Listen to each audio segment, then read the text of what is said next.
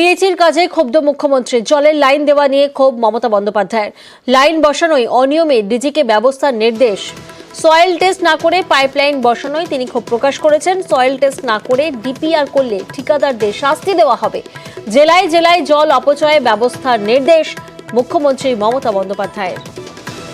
কেউ কেউ এই পিএইচি পাইপ নিয়ে যেতে স্থানীয়ভাবে বিরোধিতা করছেন, তাদের বিরুদ্ধে ডিজিকে দায়িত্ব দেওয়া হয়েছে। সে যেই হোক, কোনো কেউ এটাকে ছাড়া হবে না। স্ট্রং অ্যাকশন নেবার জন্য জল নিয়ে যাওয়াটাকে বাধা দিতে কেউ পারে না। আমার পঞ্চায়েত এরিয়া দিয়ে নিয়ে যাচ্ছে, সুতরাং আমাকে এটা দিতে হবে না, হবে না। কাজেই কোনো অধিকার কোনো পঞ্চায়েতের নেই বা কোনো ইন্ডিভিজুয়ালের কোনো জায়গায় যে আমি এটা পৌঁছাতে দেব না। তাদের বিরুদ্ধে স্ট্রং অ্যাকশন নেওয়া হবে।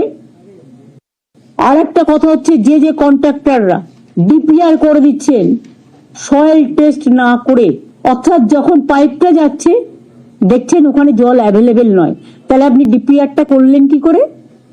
তাদের বিরুদ্ধে এসটিএফ কে দায়িত্ব দেওয়া হয়েছে, ডিজির নেতৃত্বে এটা হবে।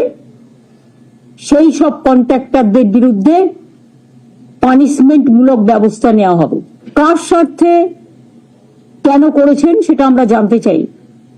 তদন্তে প্রমাণ হলে সে যত বড়ই কেউ হোক না কেন, law will take its own course.